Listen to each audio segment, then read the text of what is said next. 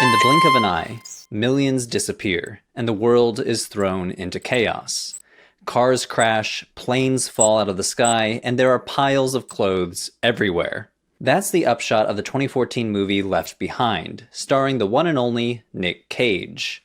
Cage is an airline pilot whose co-pilot and many passengers simply vanish. In fact, millions have vanished across the world. Those who disappeared were Christians taken to heaven, and the unbelievers were, well, left behind. The Left Behind movie was based on a best-selling series of books that outline a scenario in which true Christians are snatched up to heaven right before the appearance of the Antichrist. This climactic moment is called the Rapture, the sudden, physical removal of all living Christians from the world into God's presence. While the Left Behind franchise is probably the most famous example within the prophecy fiction genre, for many American evangelical Christians, the core idea of the rapture is not fiction at all. They believe that the rapture will actually happen. Rapture theology, as interpreted by many American evangelical Christians, has several principles. First, of course, the rapture, the sudden disappearance of Christians at any moment, but specifically a pre-tribulation rapture, meaning that this sudden removal of Christians occurs before a time of global hardship and suffering called the tribulation. During this period, a human foe called the Antichrist will rise to power. Finally, at the end of the tribulation, the second coming occurs. Jesus Christ will return, resurrect all believers, and dispense justice to the sinners. He will defeat the Antichrist, imprison the devil, and establish an earthly kingdom that will last 1,000 years, the so-called millennial kingdom. After the 1,000 years, there will be a final confrontation with Satan before he's defeated and thrown into the lake of fire for good. Scholars call this theology dispensational premillennialism. It's probably the most common form of rapture theology among American evangelicals, but there are other versions that we won't get into. Premillennial refers to the belief. Okay, stop. That's enough. What if everything that you've been taught about the rapture was a lie? Not just a misunderstanding, but a carefully crafted deception that was introduced to the church by the enemy himself. And what if I told you that this pre-tribulation rapture doctrine isn't just unbiblical, but is robbing believers of their spiritual readiness? The Bible warns us quite clear of doctrines of devils. And today, we're not about to just unravel one of the greatest teachings of modern history. We're about to blow it out of the water. And if you stick to it after this, you just want to be deceived. Let's go. Grab your Bible and let's dive into Scripture with Bible Over Business. Welcome to Bible Over Business. Align your finances with your faith. We combine biblical principles with practical financial advice. Let's grow in wisdom and faith together. Point number one, the two resurrections in Revelations chapter 20, verse 5. It reads, "For the rest of the dead did not live again until 1,000 years were finished. This is the first resurrection." I need to read that real slow for those in the back. This is the first resurrection. Again, Revelations 20, verse 5. The first resurrection explicitly includes what?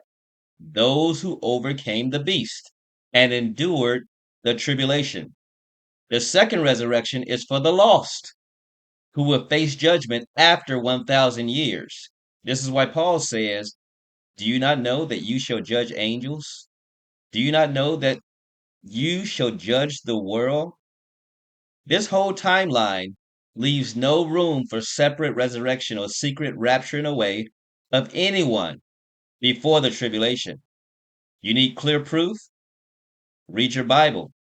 It clearly states that those who reign with Christ are the ones who endured the tribulation. And if this is the first resurrection, which it is, and it occurs at this point mentioning those who overcame the beast, then how can there be a secret rapture beforehand? How can the dead in Christ be taken away secretly as modern day evangelicals teach and deceive each other to believe? Well, the truth is this.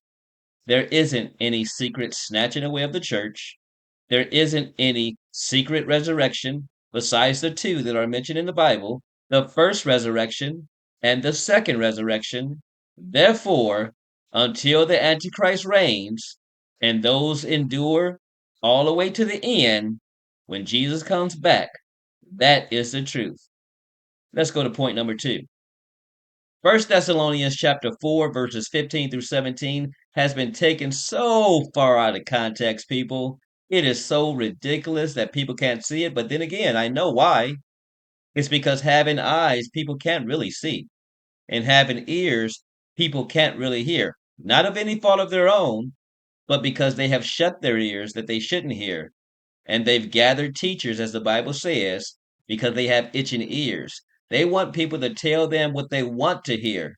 And that is a deadly, deadly, deadly way to have faith in anything besides what you want. Doesn't work your way. This is not Burger King. You cannot have it your way, unfortunately.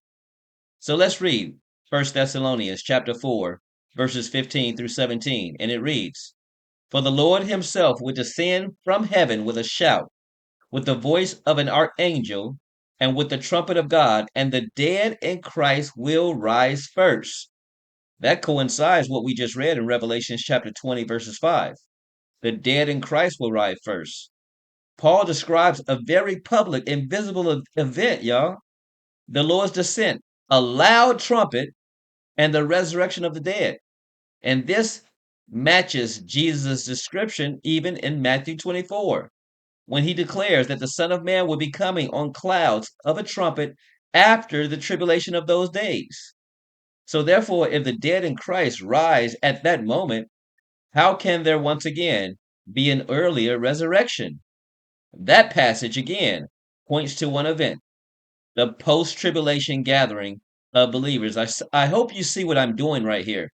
Step by step, I am allowing God's word to interpret itself. Because remember this, there is no private interpretation. You got to get your thoughts out the way, because guess what? God declared his thoughts are not your thoughts. His ways are not your ways. Not your way, not my way, and definitely again, this ain't Burger King. We can't have it our way. Let's move along.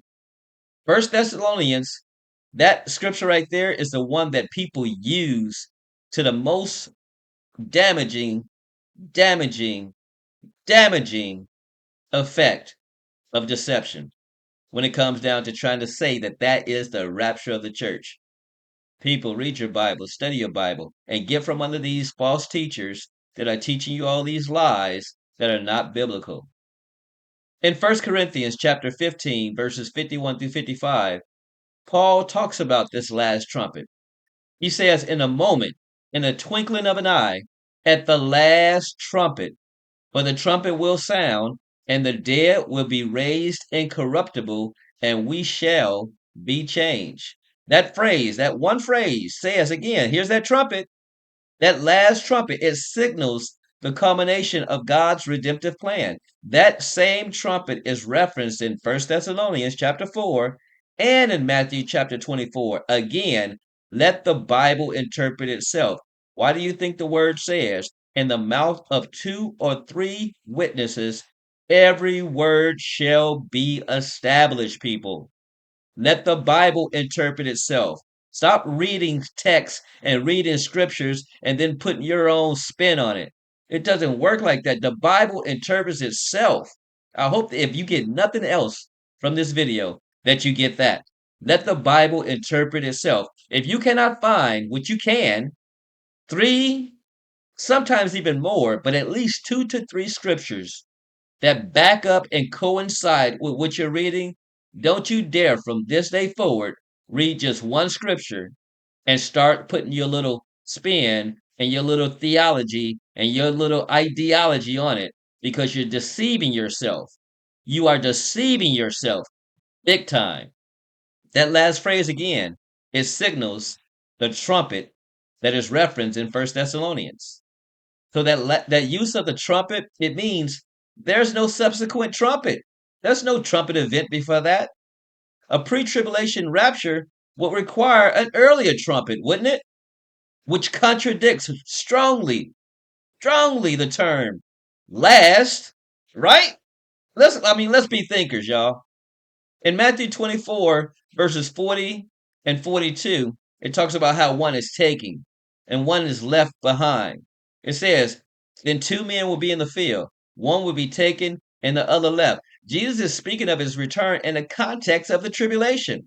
The comparison, for example, of Noah's flood indicates that those who were taken were those who were judged, while those who were left were those who were preserved. Here's a little secret. If you read Matthew chapter 24, it says that God will root out first the tares out of the world. So if you're raptured up out of here, God help you, because you're not going to heaven. But that's on another topic. Far from describing a secret rapture, everywhere you look in passages of scripture, it warns of judgment. It warns and it definitely reiterates that the faithful are the ones that remain standing as the world is judged. Let's go back to 1 Thessalonians chapter 5, verses 1 through 8. He had to write this letter to the Thessalonians because they were confused about the day of the Lord. And so he told them in 1 Thessalonians chapter 5, for you yourselves know perfectly that the day of the Lord so comes as a thief in the night. Paul is teaching that this day will come as a surprise to the world, but not to believers. We're not children of the night. We're not children of the dark. We're not children that will be taken unaware. He even said that. Go back and read it. He emphasizes for us to have vigilance, not this escape mentality. There's no mention of multiple returns of Christ. Instead, what Paul is describing is one event where Christ's return will mark both the rescue of the faithful and the judgment of the wicked. Let's do a logical breakdown, even of a post tribulation timeline. There's a resurrection, which is a timing, Revelations chapter 20. It describes only two resurrections, okay? And if believers are raised after the tribulation in the first resurrection, then there's definitely no room for a secret pre-tribulation event. And the term last trumpet reinforces what? A singular final trumpet blast before Christ's return.